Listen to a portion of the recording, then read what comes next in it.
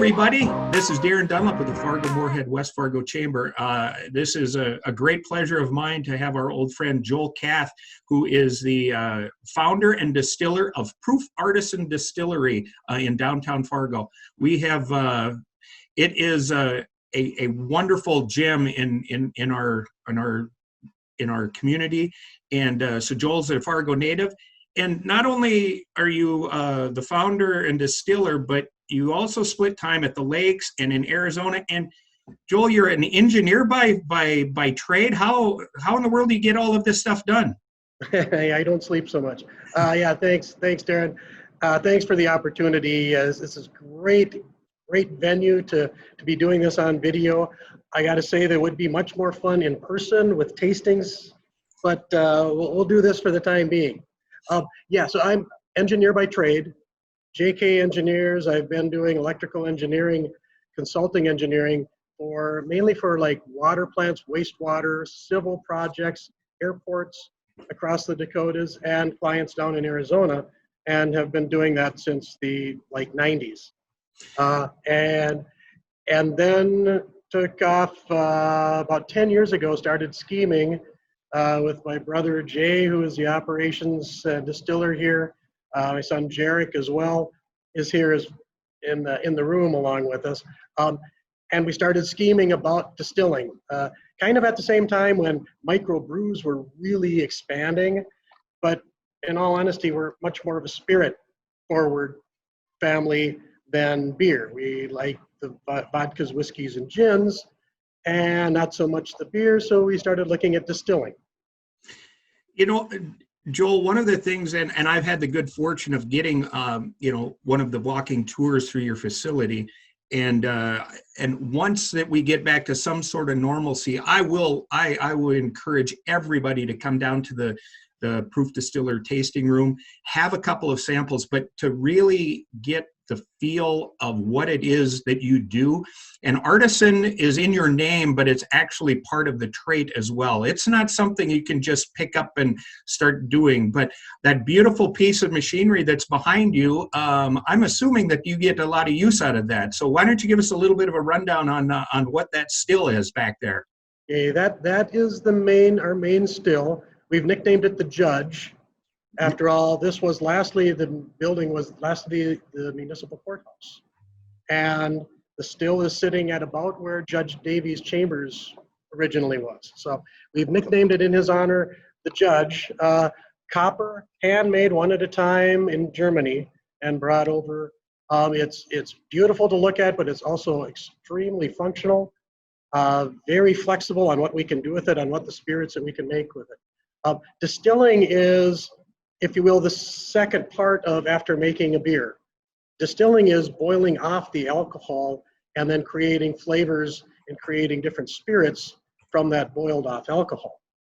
And that's what's really great about having the distillery in Fargo and the tasting room here, is that we can show that and expose that to people that there are very few distilleries in the nation per se, and there's very few that have a tasting room and associated with the distillery. There's compared to breweries, I believe there's about 2,800 distilleries in the nation, and there's about 10 to 20 times that on the brewery side. It is just a total different animal. Joel, one of the things that really stood out to me when I had my tour is that you spoke about the importance of keeping things local. So it's not only is everything done here, but the majority of your products are also from our region as well, aren't they? If you want to touch on that a little bit. Thank you. All of the agriculture ingredients that goes into our products is from within 80, 90 miles of Fargo. We use potatoes to make our Two Docks potato vodka, local Red River Valley potatoes. We use corn makes bourbon. So we use North Dakota corn and barley. North Dakota barley, malted barley, makes beer, makes malt whiskey. So our Crooked Furrow bourbon and our Glen Fargo American malt whiskey, and are all named farming related around the local products. Our Minions Gin is based on the potato spirits. So that the base alcohol of the gin is potatoes. We have potato gin. And our Van Skap Aquavit, or the Scandinavian heritage amongst us, is also of the Minions family. So we have Two Docks family, which is vodka, coffee and cream liqueur, and cinnamon whiskey, of Two Docks fireproof whiskey. Our Minions Gin, we have our standard green label, a barrel gin, an Old Tom gin, and an aquavit. Now, before Prohibition started, there were a lot of gins around, and we're kind of bringing those back, different styles of gins. For the most part, for the last 40 years, 50 years, people only know London Dry style. Now we're bringing all of these other styles back to life and using local products to do it. Joel, I know that one of the things that we talked about is I believe you had some folks that walked into your tasting room. I don't know if it was last week or the following week or the week prior to that. But you actually had to talk them into trying your gin because the guy said he didn't like gin. I wouldn't mind. Would you just kind of reflect on that story, please? Yeah, they were a fun couple. I wasn't in at the time, but Jay said they came in and they searched us out because they were visiting family in the Lakes Country over by Detroit Lakes. They're from Kentucky, so they know bourbon, and they've been to all the bourbons, and they've got bourbon in their backyard. So they came in and wanted to, because they like searching out distilleries, and loved our bourbon, thought it was fantastic, loved the malt, so they picked up, there's not so much malt whiskey around the area, around the nation. And so they picked up a bottle of malt, they picked up a bottle of our Crooked Furrow, and Jay said, would you like to try our gin? They said, we just don't like gin. We just don't like gin. Try it. They fell in love with it, and they picked up a bottle of Minions as well as a bottle of Aquavit, which they had never had. They'd never had an Aquavit. And Jay said he had a great conversation with them, stayed around for a half hour, 45 minutes. And then he said on their way out, they got to the door, and he stopped and turned around and said, this is the first bottle of gin I've ever purchased. Which was a great compliment of, we are converting people over to appreciate gins. One of the other stories that I really liked as I was taking the tour was you talked about, because of course your American malt whiskey is called Glen Fargo. And I believe there was some tension about using the name Glen in the name, and I was just curious if you wouldn't mind filling us in a little bit on that. Yeah. Well, we are trademarked as Glen Fargo American Malt Whiskey. Those 5 words. We applied for the trademark office many years ago, and it takes a couple years even to get up to even application process. And just before approval, we got a letter of a protest from the Scotch Whisky Association, claiming that that's confusing as a Scottish product. Well, it went back and forth for a few months, but because they said many Scotches are named after the valleys that they lived in. And they said Glen Fargo would be confusing as a Scottish product. Well, Glen Fargo American Malt Whiskey. Glen meaning glacially formed valley. Fargo, well, we're the only Fargo in the world that anyone knows of.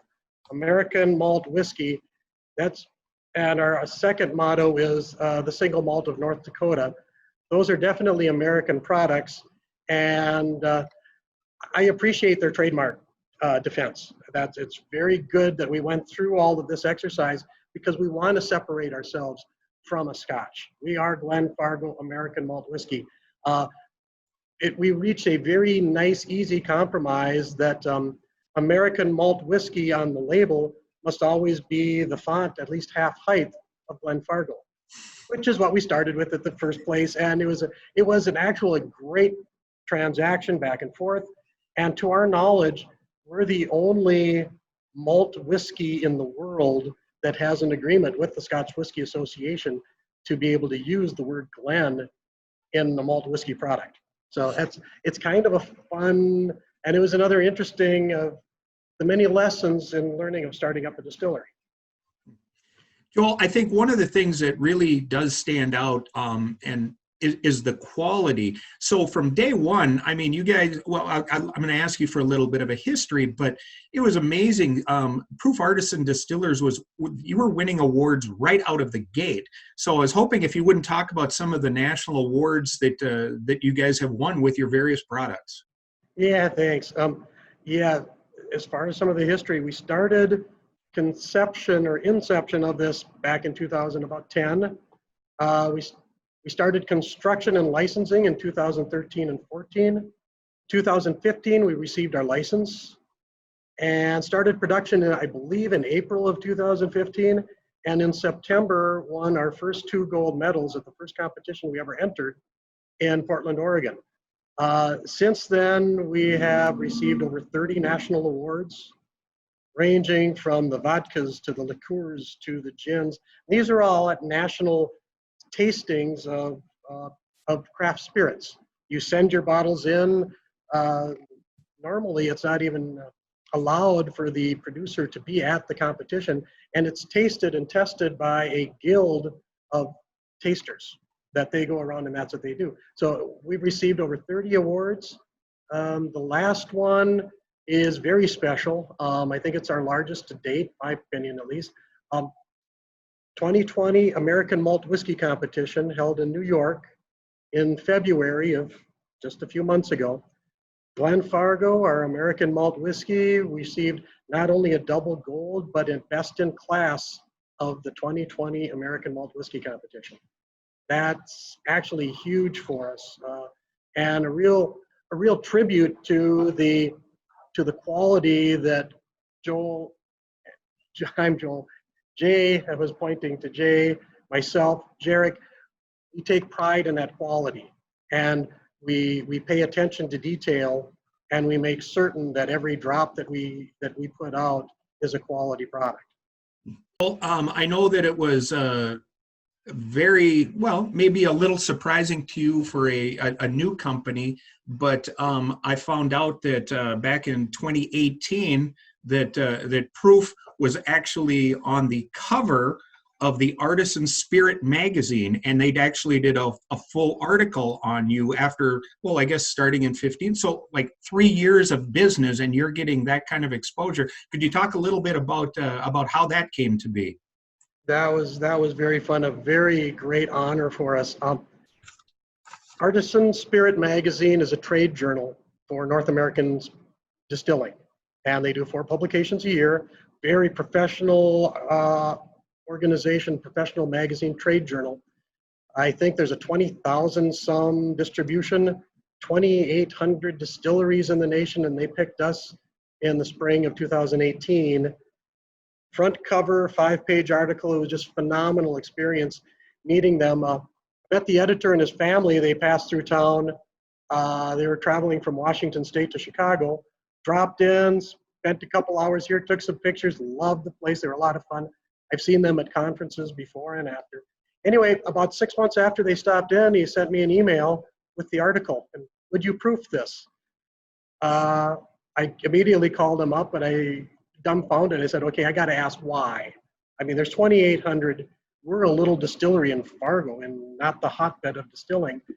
And he leads competitions. He's in the tasting guilds. He leads competitions, and he's the one that said, you know, from your vodkas to your gins to your liqueurs and now to the whiskeys winning awards, he goes, you've won awards across your entire portfolio. And he said, that's unheard of. And until that time, it really hadn't dawned on me that actually that is unheard of. We are doing something that is very special. So from those type of awards, the national recognitions, going to the conferences and seeing other distilleries, and with friends in Kentucky, other distillers in Kentucky that says, you know, we don't like gin and we like your gin. It's a lot of fun hearing that. You know, Joel, everybody, of course, these are crazy times. Businesses are affected, of course, with your tasting room having to be shut down.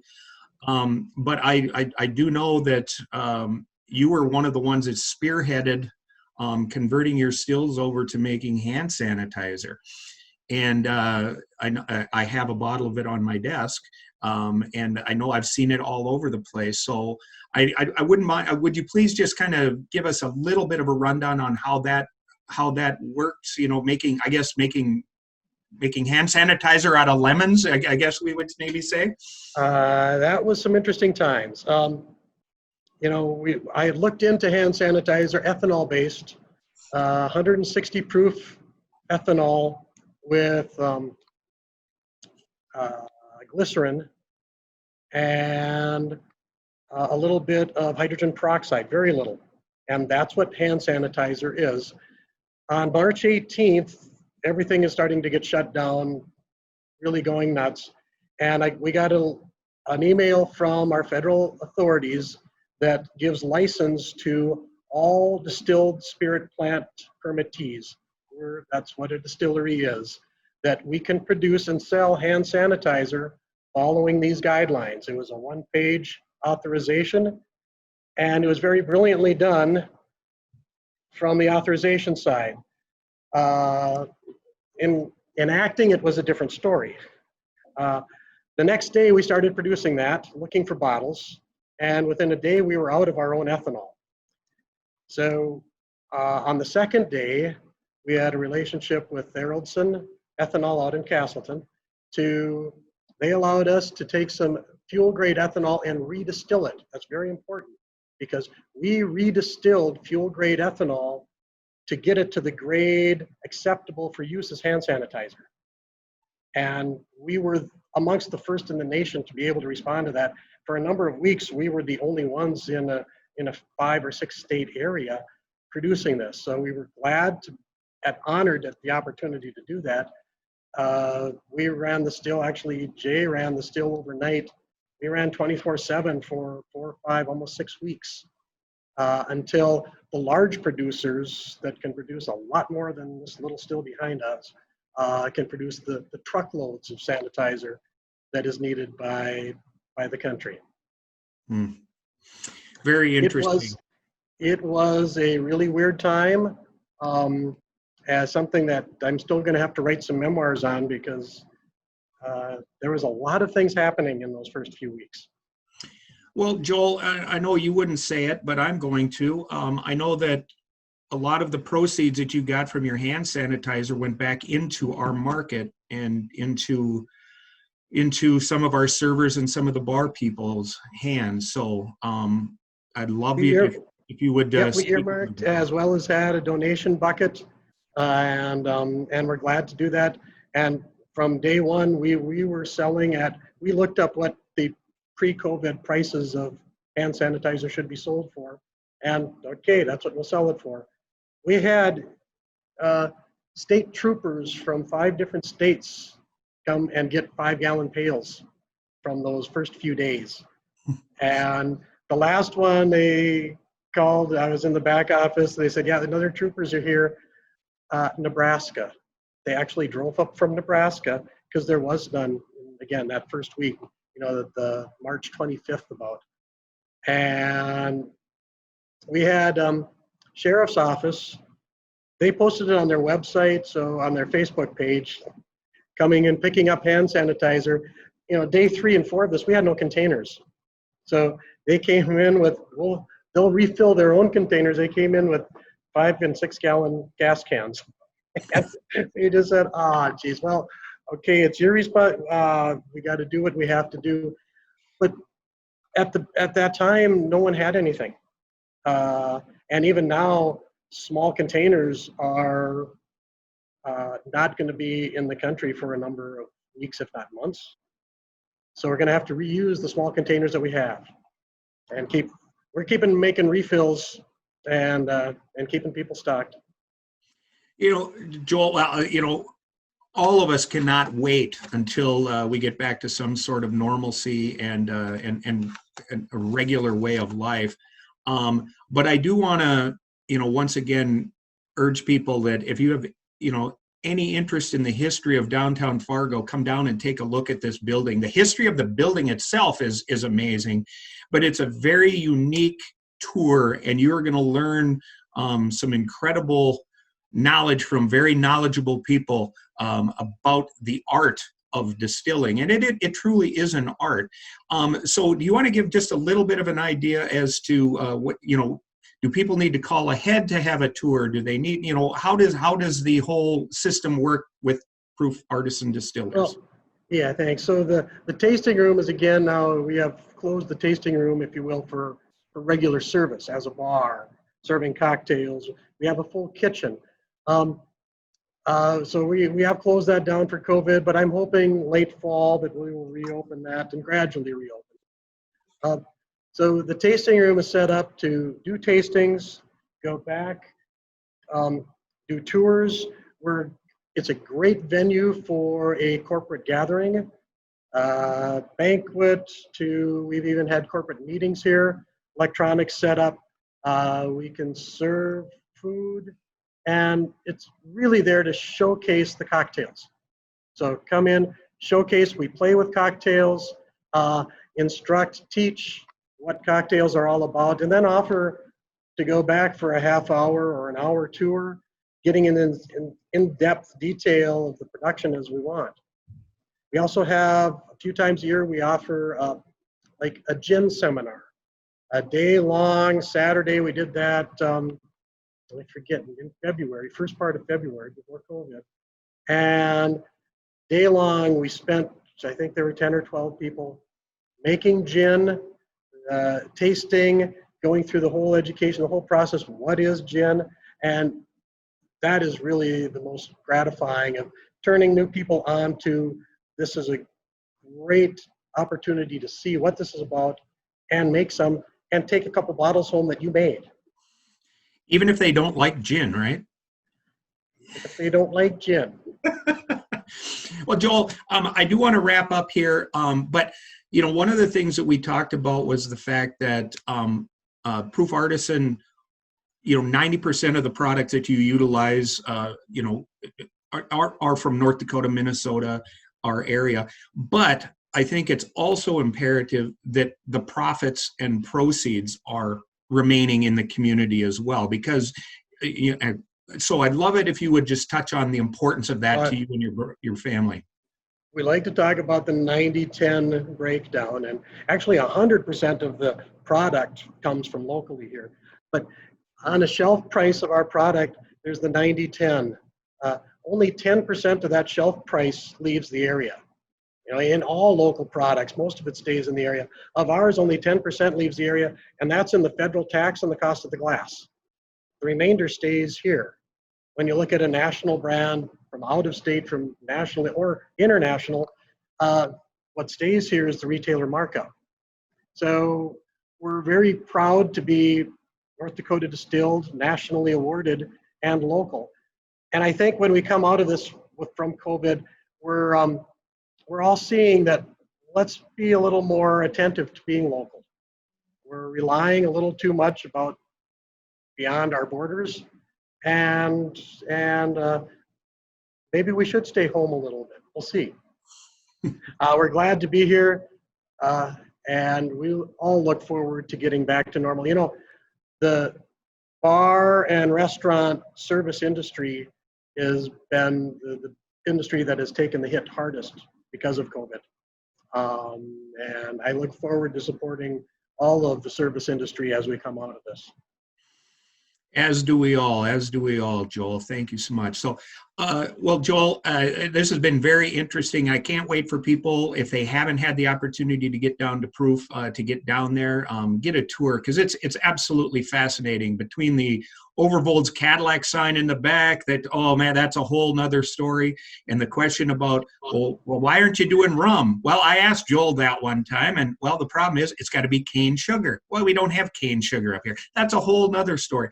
Joel and his family and his team have story upon story upon story. It'll be well worth your time, and you'll be very entertained by finding out more about Proof Artisan. So, and 90% of our product is also sold by others. So the tasting room is the showcase, but look for us, pick us up at all the bars, liquor stores around the region.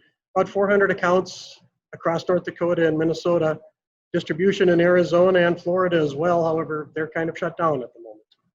Well, and maybe that guy from Kentucky is going to kind of reach out to you and say, "Come on, Joel, we got to get you into Kentucky here." Yeah.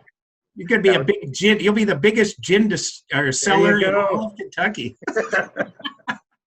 Well, Joel, on behalf of the Chamber of Commerce of Fargo, Moorhead, and West Fargo, we want to thank you so much for investing in our community, for renovating a beautiful old building in historic downtown Fargo, and for giving us, the people of Fargo and West Fargo and Moorhead, the opportunity to brag a little bit about some national competitions that you are winning and representing our area so well on. So once again, thank you so much for investing in our community, and best of luck going forward, my friend. All right, thank you.